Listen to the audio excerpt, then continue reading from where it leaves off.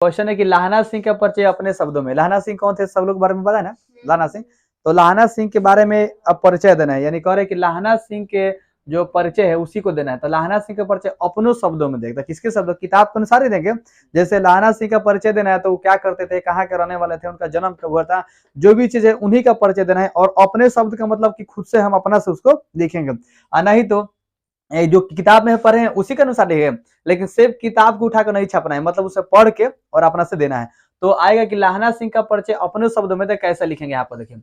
लाहना Singh British सेना एक सिख जमादार है। अगर बात करते हैं तो लाहना सिंह कहाँ, ब्रिटिश सेना है। कौन सा सेना है, ब्रिटिश सेना। याद रहेगा ना, लाहना सिंह ब्रिटिश सेना थे। अब ब्रिटिश सेना का एक आपका सिख जमदार भी थे, सिख थे और क्या थे आपका, जमदार। तो इसमें आ गया कि लाहना सिंह के परिचय तो सबसे पहले स्टार्ट किया है कि लाहना सिंह ब्रिटिश सेना और आपका सिख भी थे, सिख जमदार है, यानी सिख का वो जमदार है।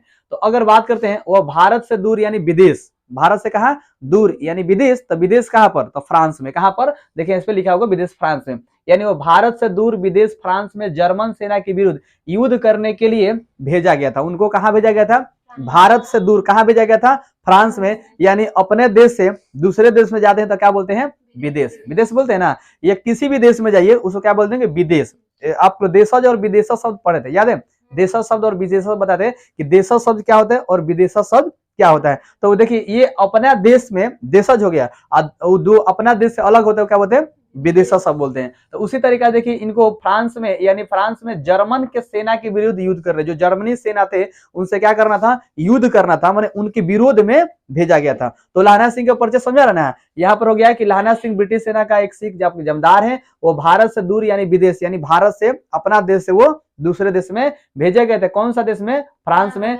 जर्मन सेना के विरुद्ध युद्ध करने के लिए, जर्मनी जितने सेना थे लोग उसे क्या करना था, उससे लड़ना था, यानी युद्ध करना था।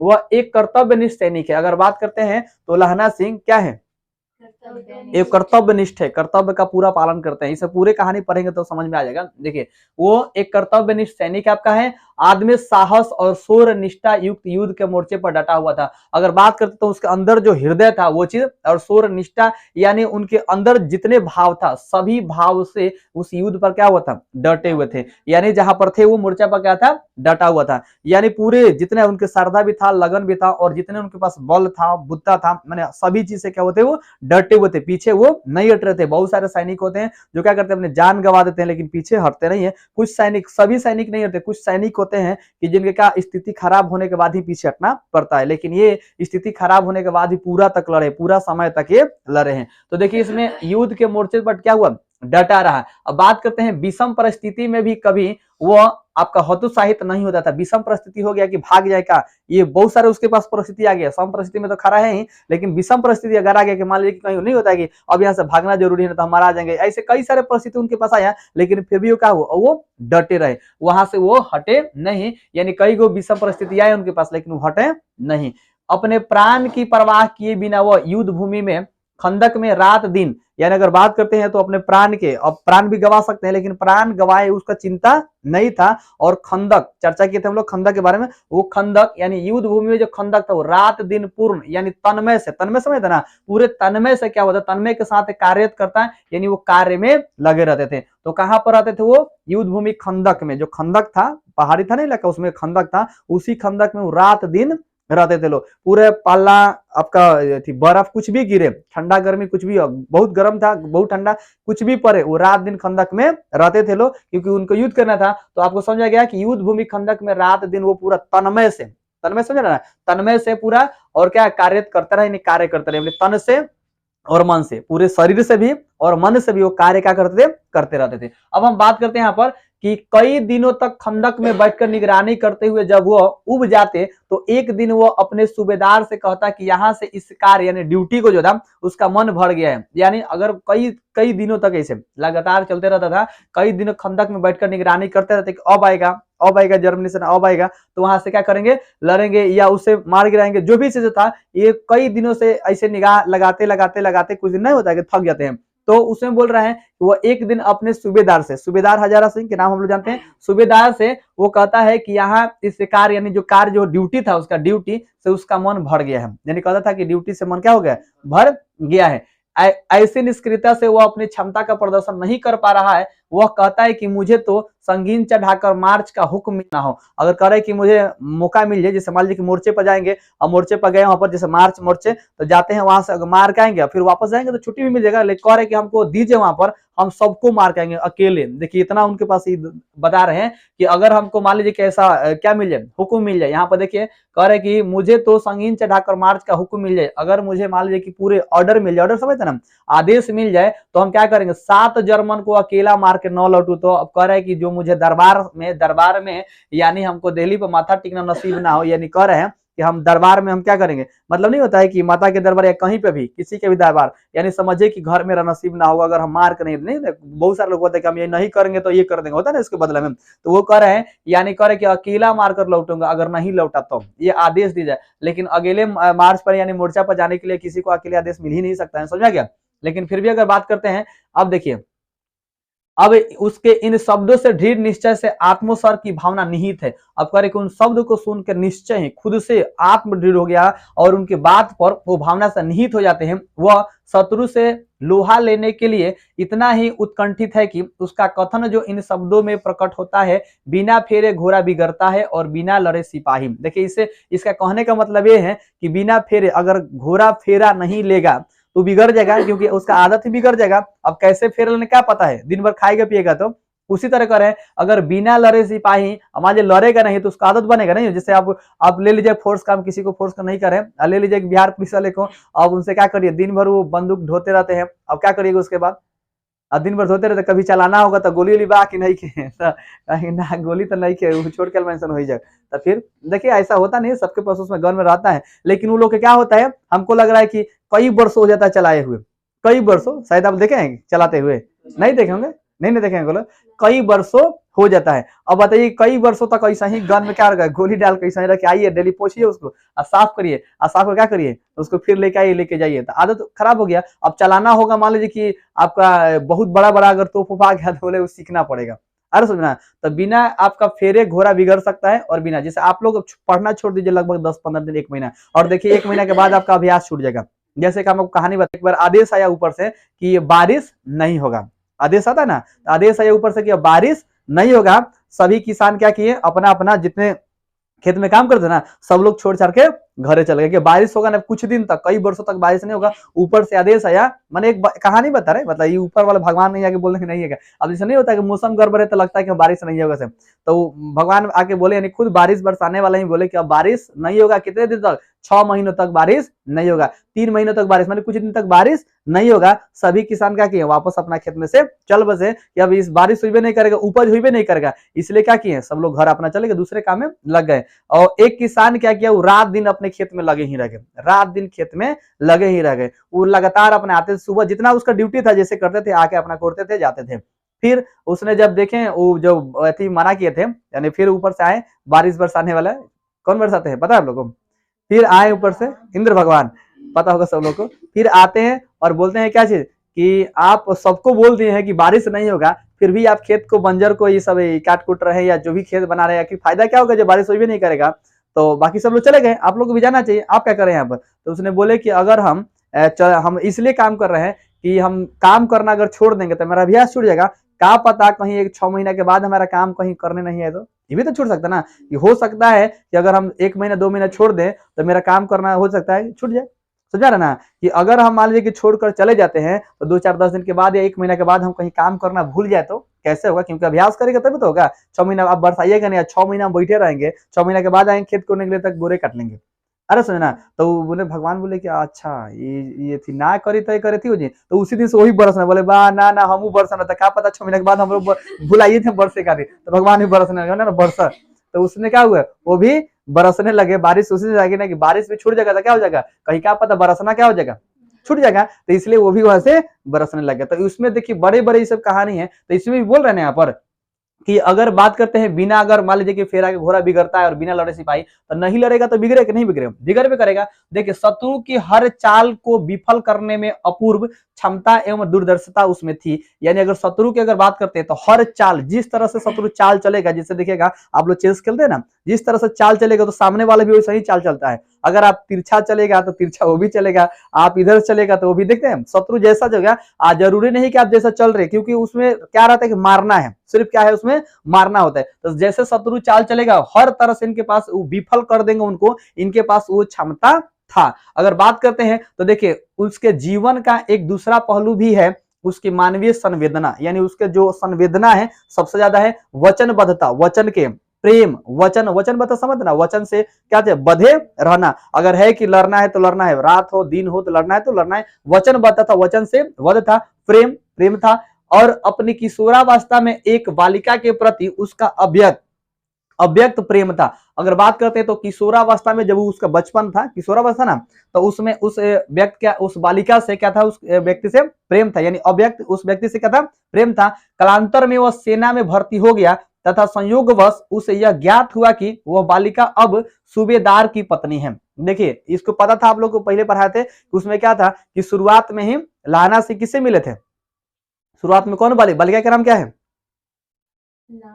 जिस लड़की से मिले थे नहीं पता आप लोगों को, तो इसमें उस लड़की से मिले थे तो वहां पर उस कब मिले थे, बालक की अवस्था मिले थे, बालक की अवस्था मिले थे। लेकिन उस समय बालक से अवस्था थोड़ा सा और हल्का सा बढ़ा था, इसलिए उसको किशोरावस्था में लेकर चला गया था। यानी किशोरावस्था में एक बालिका के प्रति क्या था, उसका प्रेम था और वह सेना में भर्ती हो गया। लेकिन संयोगवश क्या हुआ, ज्ञात हुआ, उसको पता चल गया कि वह बालिका सूबेदार की पत्नी है। किसके पत्नी है, सूबेदार की। जिससे वो मिला था, लड़का लड़की से मिला था, उसे क्या हुआ, तो किसके पत्नी हो गई, सूबेदार, जहां पर वो रहते थे, इनके जो सूबेदार थे उनके वो पत्नी हो गए थे। अब बात करते हैं, उससे भेंट होने पर सूबेदार की पत्नी ने अपने पति एवं फौज में भर्ती उसके अपने एकमात्र पुत्र की रक्षा का वचन।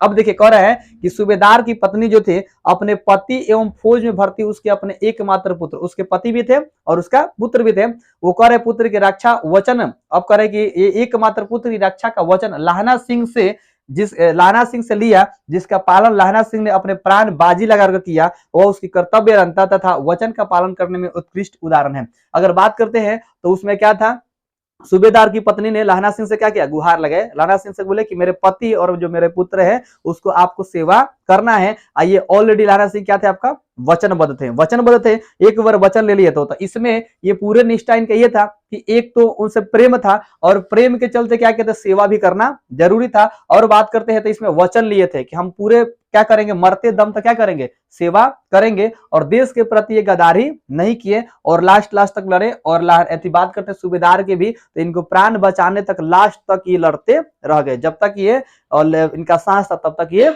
लड़ते रह गए। तो लाहना सिंह के ये परिचय आपका हो गया। अब लाहना सिंह के परिचय ये मत दीजिएगा कि अब जैसे ये था कि मिले थे और क्या वहां पर कैसे कैसे मिले थे लोग, कैसे कैसे, वो लाहना सिंह नहीं, वो तो परिचय आपका है कि लाहना सिंह ने जिस लड़की से किशोरावस्था में मिले थे और उसका परिचय दीजिए, दोनों का संवाद भी लिखिए, चाहे दोनों का परिचय दीजिए, तब उसका परिचय कि बचपन में मिले थे, कहाँ मिले थे, क्या क्या चीज पूछ रहे थे और क्या क्या चीज हुआ था, कितने दिन तक ये चला था, ऐसा हुआ था, तो उसमें पूछेगा। लेकिन लाहना सिंह के परिचय पूछ रहा है तो लाहना सिंह के ही परिचय न देंगे, इसी का परिचय देंगे, तो इसमें तो ये परिचय हो गया, आगे समझ में। लेकिन अब हम बात करते हैं कि इसमें थोड़ा सा यहाँ पर चर्चा है, तो ये तो प्रेम से बधे थे इसलिए इसमें प्रेमबद्ध इनको बोला गया है। तो लगभग आपको समझ आए कि लाहना सिंह ब्रिटिश सेना का एक सिख का जमींदार है, वो भारत के ब्रिटिश या दूसरे देश में भेजा गया था, कहां पर, तो फ्रांस में, यानी जर्मनी सेना से युद्ध करने के लिए। अरे समझ में ना, यहाँ तक लिखा जाएगा ना, इसके बाद आपको थोड़ा थोड़ा याद रहेगा तो लिख लीजिएगा। बोलिए, डाउट है किसी को, लगभग आपको समझ में आ रहा है कि लिखने आ जाएगा, बोलिए लिखने आ जाएगा कि नहीं। अब देखिए बात करते हैं यहाँ पर कि उसने कहा था कहानी में पहली बार कब प्रकाशित हुआ था, उसने कहा था कहानी पहली बार कब प्रकाशित हुआ था, बताइए। तो 1915 में प्रकाशित हुआ था, ये आप लोगों को पता होगा। उसने कहा था, अगर क्वेश्चन है कि ऑब्जेक्टिव पूछेगा, सब्जेक्टिव पूछेगा तब बना दीजिएगा। उसने कहा था कहानी कब प्रकाशित हुआ था, 1900, उसने कहा था कब बना था, 1915 में। क्या कहा था उसने, चैप्टर का नाम है आपका, उसने कहा था, तो उसने कहा था, क्या कहा था, कहा था, हो गया उसने कहा था, चैप्टर का नाम है उसने कहा था, तो क्या कहा था उसने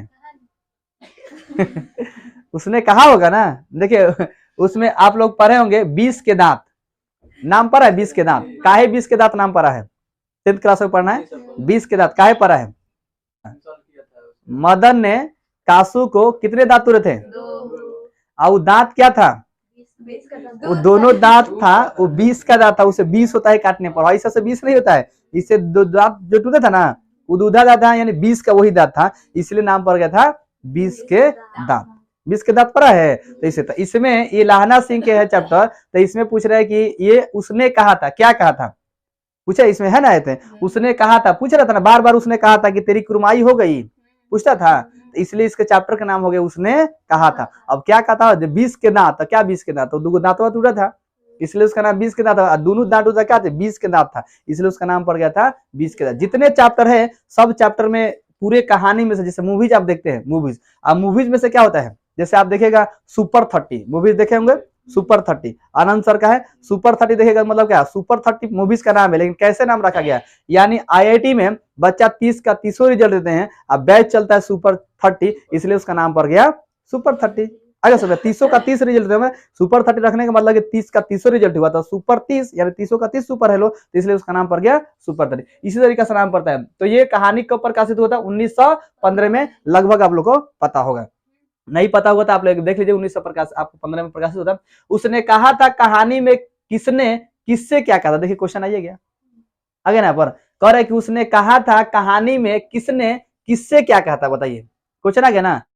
तो उसने कहा था, उसने कहा था क्या है, कहानी है, ऑब्जेक्टिव बनेगा, उसने कहा था क्या है, कहानी है, एक नंबर आएगा ऑब्जेक्टिव में, ऑब्जेक्टिव में हम देते ना क्वेश्चन, उसमें रहेगा कि उसने कहा था क्या है, कहानी है, एक आपको याद रखेगा, ऑब्जेक्टिव में से पूछेगा। तो उसने कहा था कहानी हो गया, तो उस कहानी में किससे क्या कहा था। अब देखिए, उसने कहा था कहानी में सूबेदारनी ने लाहना सिंह से कहा कि जिस तरह उस समय उसने एक बार घोड़े की लातों से उसकी रक्षा की थी, उसी प्रकार उसके पति और एकमात्र पुत्र की भी रक्षा करे, वह उसके आगे अपना आंचल पसार कर भिक्षा मांगती है। यह बात लाहना सिंह के मर्म को छू जाती है, अपने जो भाव होता ना उसमें छू जाती है। यानी उसने कहा था कि कहानी में, ये कह रहे कहानी में किसने किससे क्या कहा था, तो यही बता रही है आपका कि उसने कहा था कहानी में सूबेदार ने, यानी सूबेदार की पत्नी कौन है, सूबेदार ने, सूबेदार की पत्नी क्या है, सूबेदार ने लाहना सिंह से क्या किससे कर रहे हैं, लाहना सिंह से कह रहे हैं कि जिस तरह आपने कब किशोरावस्था में, बचपन में, उस समय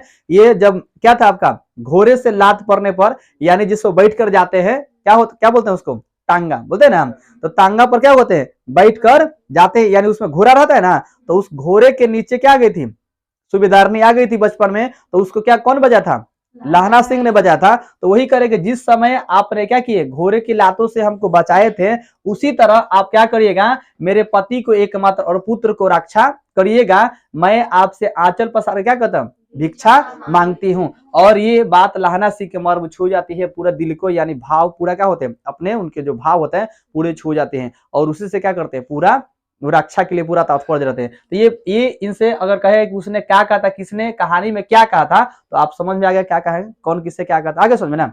चलिए समझ आ रहा है कि नहीं आ रहा है, बहुत कर रहा है नहीं। अब देखिए कहानी की बात करते हैं यहाँ पर, ये क्वेश्चन आपका। अब यहाँ बात करते हैं कि कहानी का शीर्षक उसने कहा था सबसे सटीक शीर्षक है, उसने कहा था, देखिए सबसे सटीक है कि ना, सबसे आसान है, सबसे सटीक है ना, लेकिन फिर भी देखिए अगर हाँ तो क्या आप इसके लिए कोई दूसरा शीर्षक सूझना चाहेंगे, अपना पक्ष रखे। अच्छा बताइए, उसने कहा था उसके बाद क्या रखें, वो तो इतना आसान है, उतना आसान है, उसके अलावा क्या रख सकते हैं, लेकिन चाहेंगे तो रख सकते हैं, क्योंकि पूरे कहानी में कहीं ना कहीं कुछ भी नाम रख देंगे ना तो समझ में आ जाएगा क्या आपने रखे। फिर भी देखिए कह रहे हैं कि दूसरा शीर्षक अगर सूझना है, अगर आपका सूझना चाहेंगे तो आप आराम से रख सकते हैं, उसको पक्ष में रखें, माने इसके पक्ष में रखिए। तो सिंपल से देखिए किस तरह से आप, जहां तक कहानी के शीर्षक का सवाल है उसकी उपयोगिता स्पष्ट है कि उसने कहा था, ये तो कंफर्म है कि ये उसने कहा था। सूबेदारनी की बातों जहां स्वयं सूबेदारनी के चरित्र को उजागर करती है, वही लाहना सिंह के चरित्र में भी महत्वपूर्ण मोड़ लाने वाली साबित होती है। अगर हम बात करते हैं तो ये कहानी अगर शीर्षक बनते हैं तो ये तो शीर्षक हो गया, उसने कहा था, कहानी के शीर्षक पूछेगा कि कहानी के शीर्षक है, उसने कहा था, कहानी के शीर्षक हो गया आपका। तो अगर कह रहा है कि सूबेदारनी के बाद जहां तक स्वयं सूबेदारनी की अगर बात आता है तो वहां पर चरित्र का उजागर तो कर रहे हैं, चरित्र का उजागर, तो लाहना सिंह के भी तो चरित्र का आता है ना, तो लाहना सिंह के चरित्र महत्वपूर्ण मोड़ लाने वाली साबित होती है। सूबेदारनी के बात ही उनके बीच के संबंध को भी उजागर करती है, जो सूबेदारनी का बात है उसी का बीच का वो बात को क्या करती है, उजागर करती है। कहानी का मुख्य प्रतिपाद क्या है आपका, तो इसलिए सूबेदारनी ने कहे वचन की ओर संकेत कराने वाला। अगर वचन के देखिए उसमें देना ना कि वचन को संकेत करा रहे ना, उसमें उसने कहा था नहीं वही ना करे, वचन को संकेत दे रहे, शीर्षक सटीक है। यानी अगर बात करते हैं तो वचन की ओर संकेत कराने वाला वो वचन के करा रहे ना, तो इसमें क्या हो जाएगा, उसका शीर्षक सटीक हो जाएगा। मृत्यु की ओर बढ़ते लाहना सिंह के अंतिम क्षणों में भी सूबेदारनी के कहे शब्द ही गूंजते रहे। अंतिम समय लाहना सिंह जब क्या हुआ, अंतिम क्षण तक यानी मरते समय तक भी उनका जो सूबेदारनी का शब्द था वो उसके अंदर गूंज रहा था। यही शब्द लाहना सिंह को सूबेदारनी का विश्वास बनाकर महान त्याग की प्रेरणा देता है। तो इसके कहानी का शीर्षक उसने कहा था सटीक शीर्षक है। अगर आप कह सकते हैं इसके अलावा कोई दूसरा शीर्षक सूझना चाहेंगे तो आप अपना पक्ष रखिए, अगर इसके अलावा रखते हैं तो आपको ये आंसर देना है। अगर आपको सूझ रहा है ना तो बताइए कि उसमें कहे थे, उसने कहा था ना कि आप सेवा करिएगा मेरे पति को और माँ एकमात्र बेटे को पुत्र को, तो उसके अलावा अगर आप सूझ रहा है तो लिखिए, नहीं सूझ रहा है तो जैसे कि तैसे हम लोग छोड़ देंगे। लेकिन कैसे इसको हम करेंगे अलग, ये थोड़ा सा वचन में आपको देख लीजिएगा यहाँ पर, उसी के अनुसार लिखे। आ रहा है समझना, तो ये मेरा आंसर हो जाएगा। अपना भी पक्ष इसमें रख सकते हैं। बोले समझ आ रहा है कि नहीं आ रहा है? अब उसने कहा था कहानी का केंद्रीय भाव क्या है। अब देखिए क्वेश्चन जो पूछे थे ना सेम चीज वही आपका है, केंद्रीय भाव क्या है। देखिए तो उसने कहा था कहानी का केंद्रीय भाव क्या है, वर्णन करे। अगर केंद्रीय भाव अगर आ जाएगा उसमें क्या है, केंद्र जहां पर जा रहा है, आपका केंद्र जा रहा है उस वो भाव बताना है। तो उसने कहा था प्रथम विश्व युद्ध की आपका पृष्ठभूमि में लिखी गई कहानी है। अगर हम बात करते उसने कहा था मेरा केंद्र कहाँ जा रहा है, उसके पास नहीं जा रहा है, वो बचपन वाला नहीं जा रहा है, कहाँ जा रहा है, ये कहानी युद्ध पर है ना, युद्ध है फ्रांस के जर्मन सेना से लड़ने के लिए बनाया गया था। इसमें देखिए उसने कहा था प्रथम विश्व युद्ध की पृष्ठभूमि की अगर बात करते हैं तो पृष्ठभूमि सबसे पहले लिखी गई ये कहानी है, यानी ये युद्ध पर आपका आधारित हो गया। अब देखिए गुलेर जी ने लाहना सिंह और सूबेदारनी के माध्यम से मानवीय संबंध का नया रूप प्रस्तुत किया। अगर बात करते हैं तो गुलेर जी, इसका राइटर कौन है,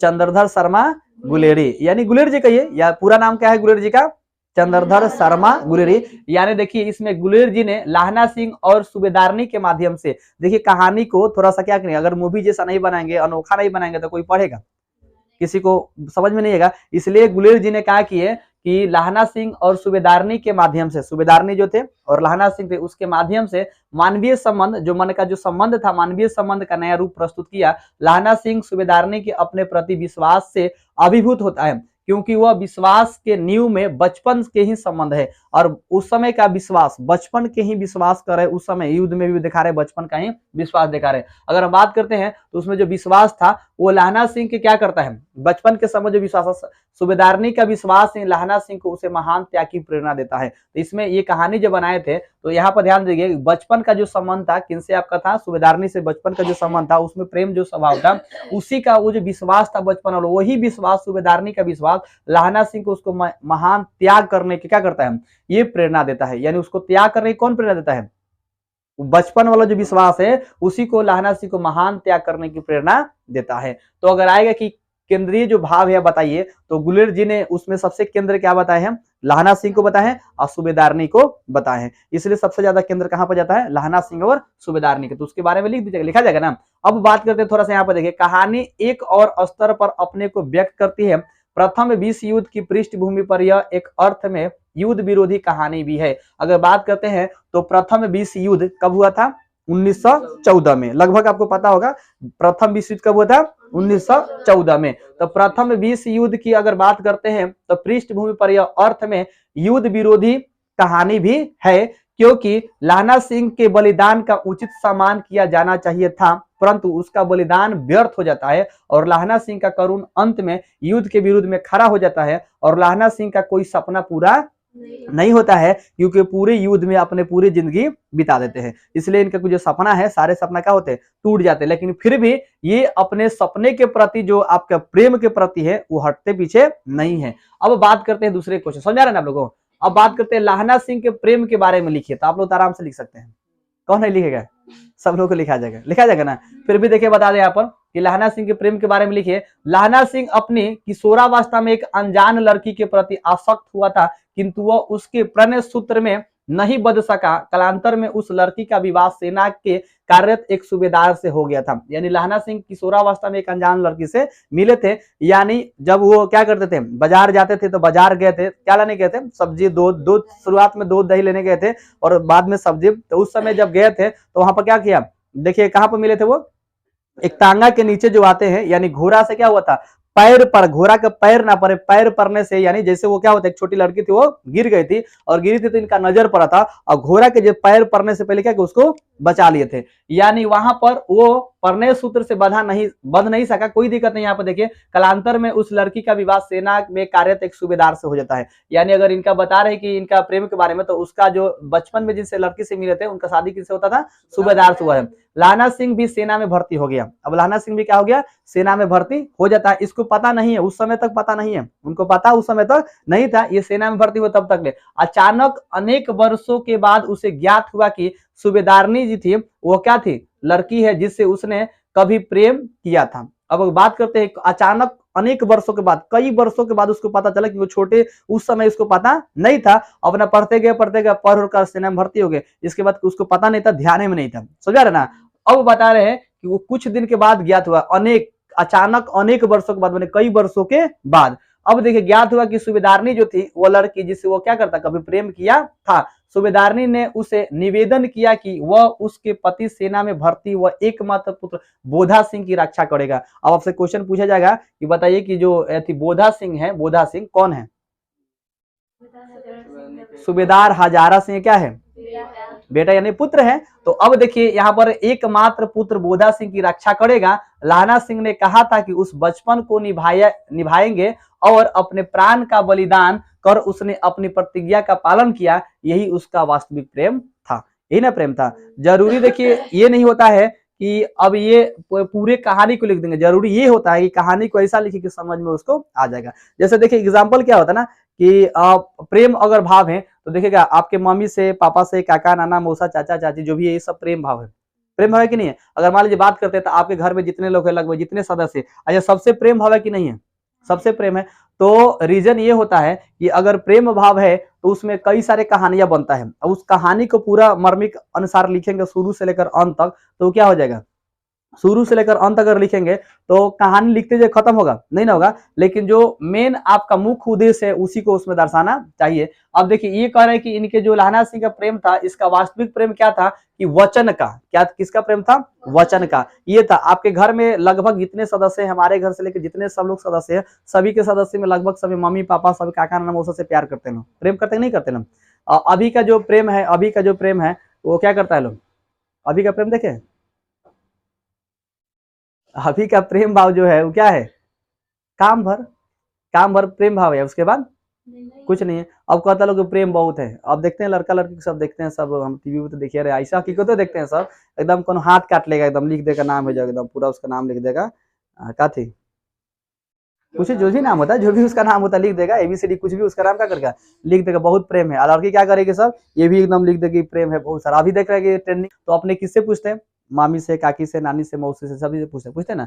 लेकिन आज के जब देखिए टिप्पणी भी नहीं करते हैं, सबसे बड़ा कि उस पर टिप्पणी हम लोग नहीं करते। टिप्पणी समझ ना, किसी को कुछ बोलते हैं, अच्छा अपने बहन को, अपने माँ को, पिता को, जो भी चीज हो उस हम टिप्पणी करते हैं, नहीं ना करते हैं। काहे नहीं टिप्पणी करते हैं, काहे नहीं टिप्पणी करते हैं कि उस समय क्या रहता है, आपका प्रेम रहता है, प्रेम रहता है, भाव रहता है, भाव और प्रेम रहता है। लेकिन हम लोग दूसरे पर टिप्पणी करते हैं, करते कि नहीं करते हैं, दूसरे पर टिप्पणी करते हैं, किसी लड़का पर या किसी लड़की पर हम क्या करते हैं, टिप्पणी कर देते हैं।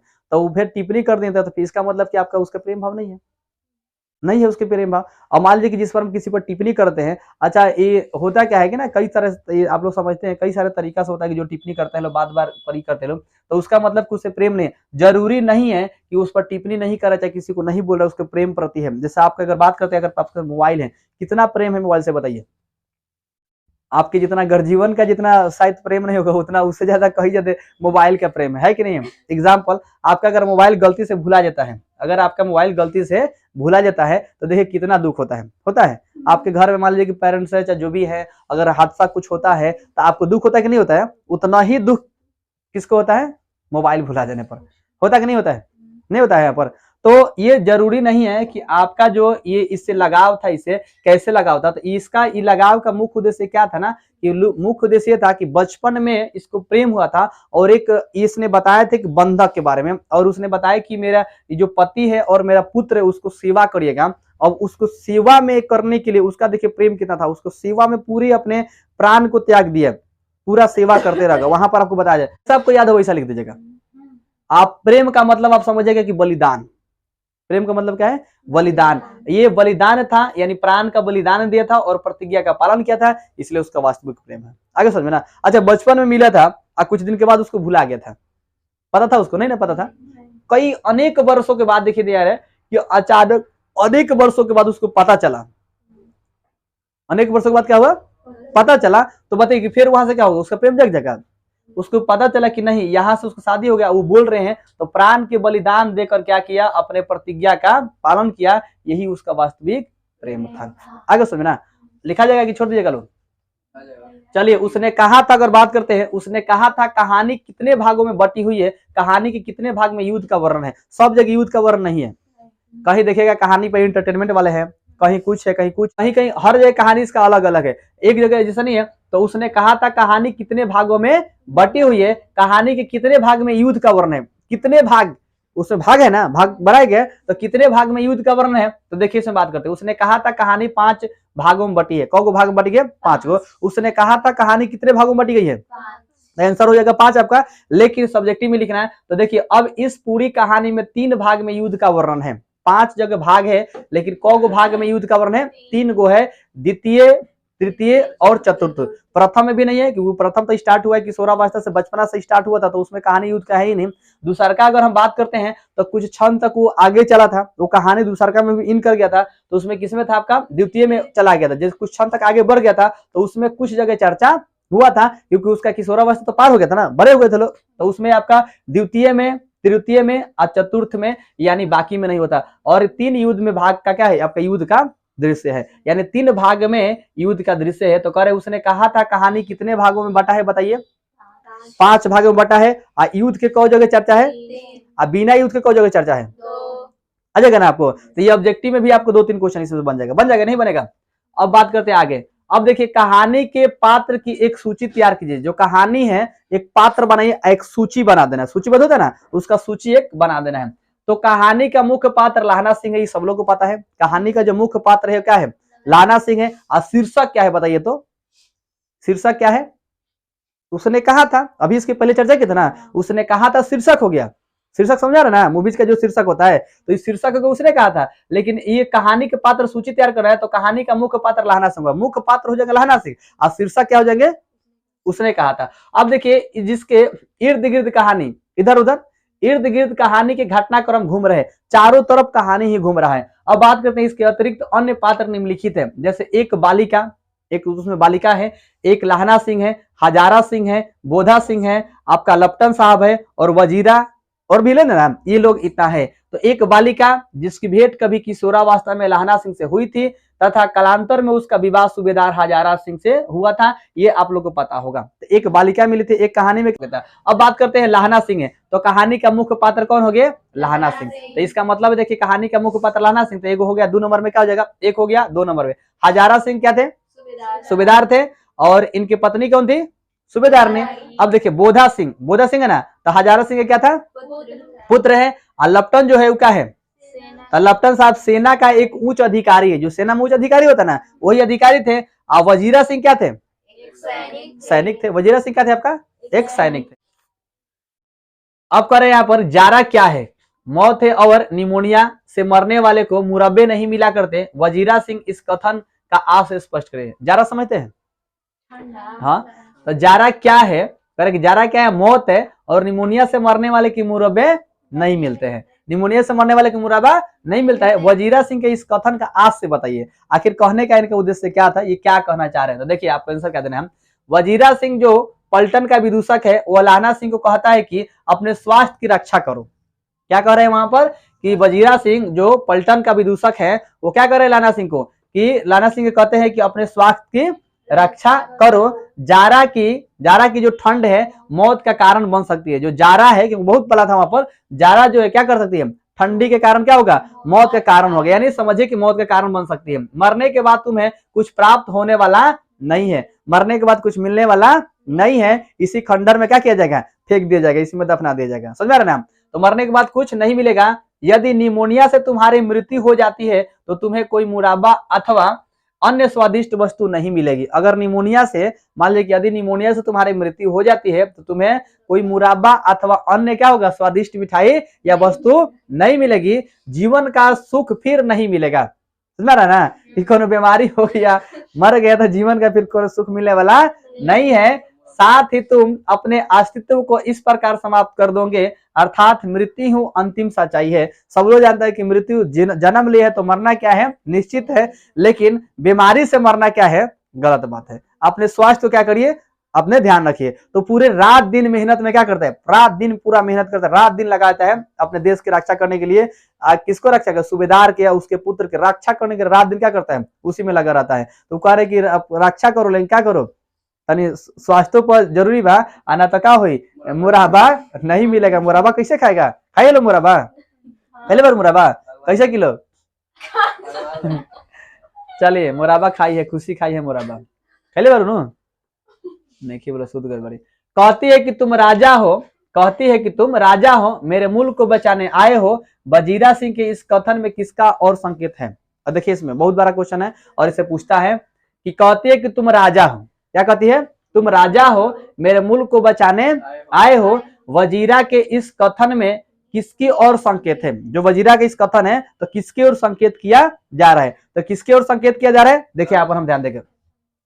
यह कथन उस देश यानी संभवतः फ्रांस के कहान एक महिला का है, वहां कर है जहां पर कहा है फ्रांस गए थे लोग, वहां पर इस कथन का जो आपका देश, उसका इस कथन का देश है कि संभवतः फ्रांसी है। यानी सिंपल सा बोलेंगे, यह कथन उस देश यानी फ्रांस की एक महिला का है। कहाँ का है यह कथन, कहाँ का है, उस देश का, कहाँ का, फ्रांस का, यानी एक महिला का है। उसके बंगले के बगीचे में जब वजीरा सिंह अथवा अन्य साथी जाते हैं तो वहां की मालकिन उक्त महिला उन लोगों को फल, दूध तथा अन्य भोज्य पदार्थ बहुत प्रसन्न होकर देती है। यानी उसके जब बंगले के जब बगीचे के में जब वजीरा सिंह या उसके अन्य साथी और लोग जाते हैं तो वहां से क्या करते हैं, वहां के जो मालकिन होते हैं उक्त महिला यानी मालकिन वहां की जो महिला है, उन लोग क्या करते हैं, फल, दूध, अन्य भोज्य पदार्थ बहुत प्रसन्न होकर देती है। क्या करती है, बहुत प्रसन्न होकर देती है, प्रसन्न होकर मतलब बहुत खुश होकर देती है। और देखिए तथा उसके लिए उनसे पैसे नहीं लेती थी। जितने आपका भोज्य पदार्थ होता था खाने योग्य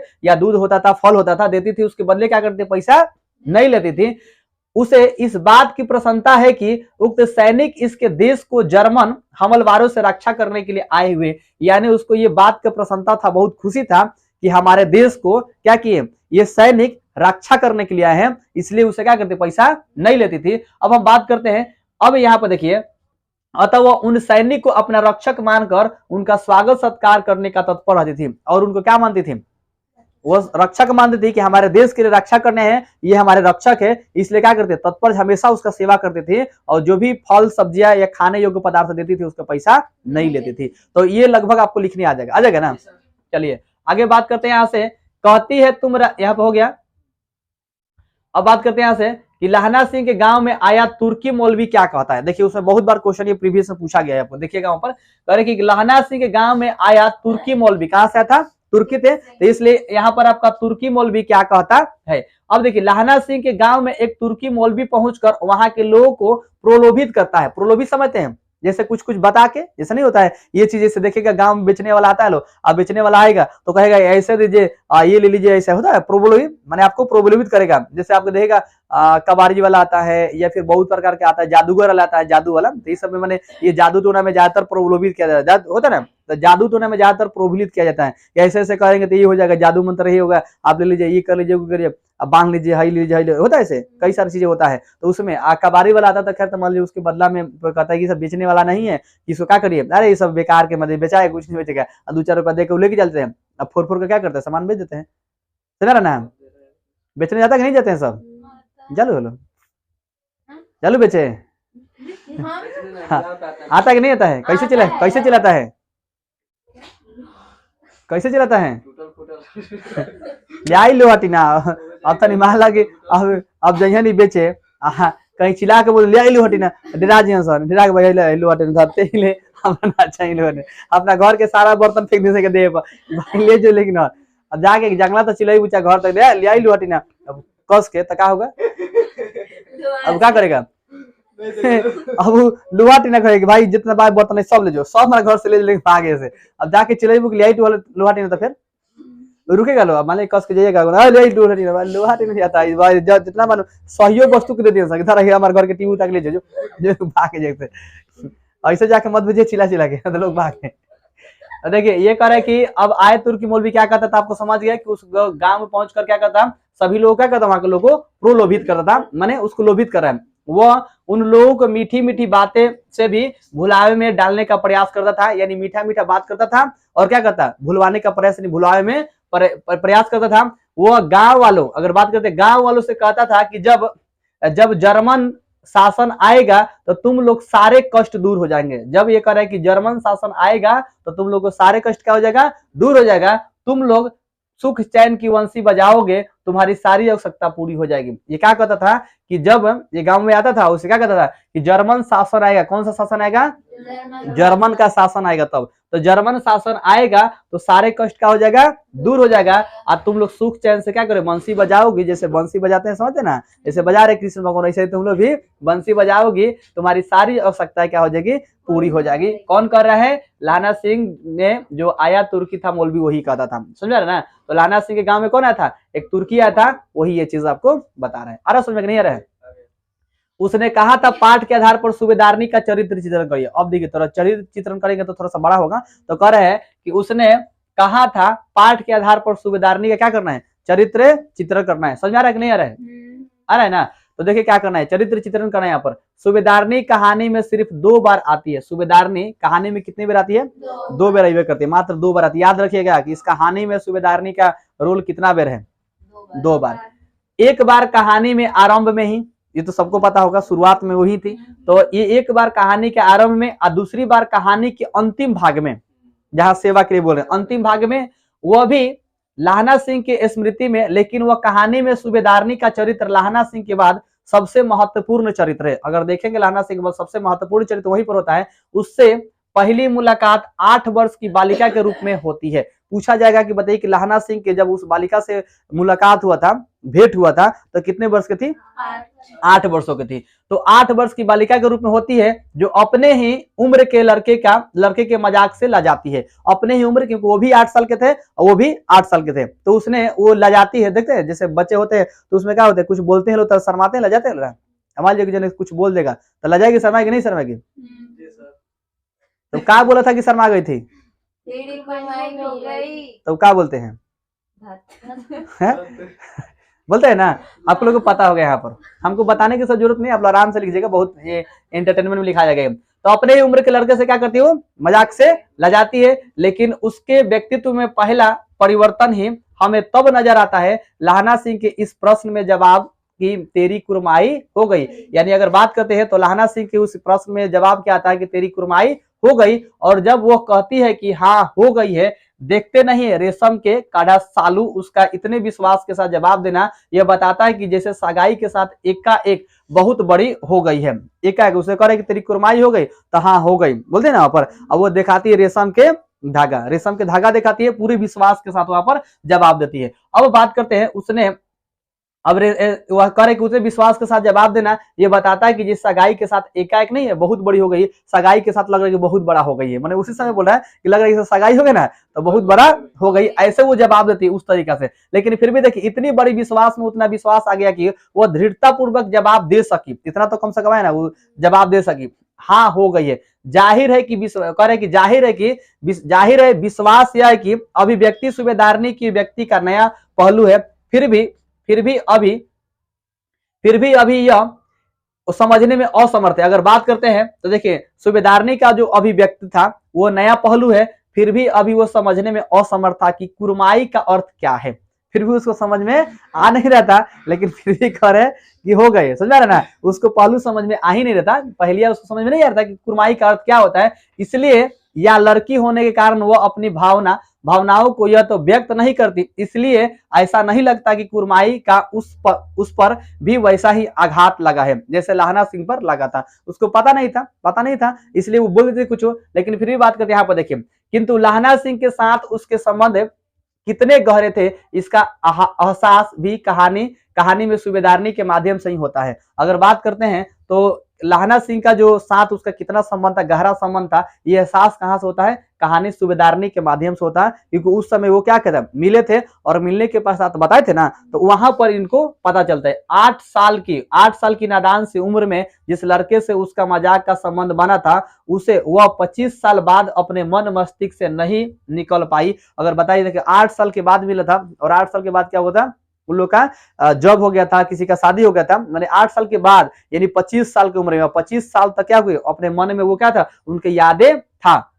अब देखिए करेंगे ना, नादान ने उस लड़की को मजाक जो साथ संबंध बना था, यानी 25 साल बाद भी अपने मन मस्तिष्क से वो निकाल नहीं पाई थी, जबकि इस दौरान वह किसी और की पत्नी बन चुकी थी, फिर भी वो क्या कहते उसके मन में से निकला नहीं था, क्योंकि बचपन में उसको मिले था सब याद था, उसका घर परिवार था, जवान बेटा था, और जैसा कि कहानी से स्पष्ट होता है कि वह अपने घर परिवार से सुखी और प्रसन्न थी। इससे स्पष्ट होता है कि अपने घर परिवार से क्या थे, सुखी और पूरा संपन्न थी, यानी प्रसन्न भी थी, खुशी भी थी, और क्या था वहां से प्रसन्न भी थी। लेकिन 25 साल बाद भी जब लाहना सिंह उसके सामने आता है तो वह उसे तत्काल पहचान लेती है। 25 साल बाद, 8 साल के बाद यानी 25 साल के बाद मुलाकात।